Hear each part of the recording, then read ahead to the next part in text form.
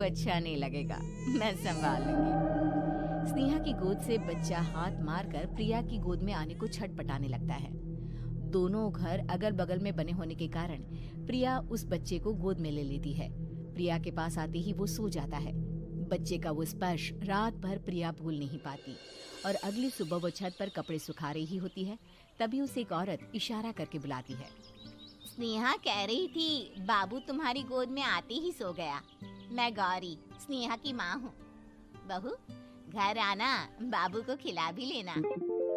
शाम को जब घर पर कोई नहीं रहता, बच्चे से मिलने के लिए प्रिया छिपकर अपनी पड़ोसन के घर चली जाती है और कुछ देर बच्चे को खिलाकर वापस लौट आती है। इसके कुछ दिन बाद ही प्रिया को पता चलता है कि वो माँ बनने वाली है। ममता की खुशी का ठिकाना नहीं रहता।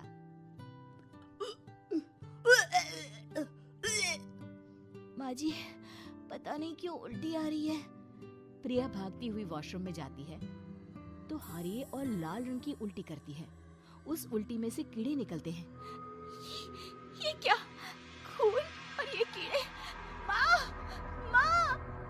प्रिया की आवाज सुनकर ममता दौड़ कर आती है, पर बेसिन में कुछ नहीं होता। प्रिया हक्की बक्की रह जाती है।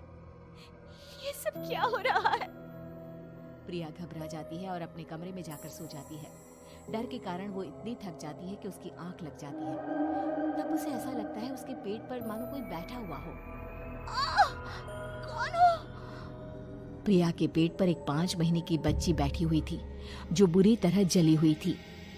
माँ, तुम ही मुझे लाई ना अपने पेट में? मैं तुम्हारी माँ नहीं हूँ। कौन हो तुम? माँ, देखो मैं जल गई बुरी तरह से।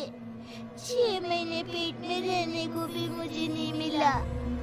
सहला दो ना माँ। बचाओ! बचाओ! माँ! ममता दौड़कर कमरे में आती है। प्रिया की बातें सुनकर वो सब समझ जाती है। तू कहीं बगल वाले घर में तो नहीं जाकर आई ना बहू? मुझे माफ कर दो, मैं गई थी माँ। उस घर में सब मरे हुए हैं बहू। कई साल पहले स्नेहा उस घर में बहू बनकर आई थी। कुछ ही दिन में वो एक बच्चे को जन्म देने वाली थी। पूरा घर बच्चे के आने की खुशी में खोया था कि एक दिन अचानक उस घर में आग लग गई। सब बुरी तरह जलकर मर गए। गौरी आज भी दादी बनने का इंतजार कर रही है और इसीलिए स्नेहा ने अपना अजन्मा बच्चा तुम्हारी कोख में डाल दिया। ममता ये कह रही होती है कि पीछे से उसके पैरों को एक बच्चा पकड़ लेता है।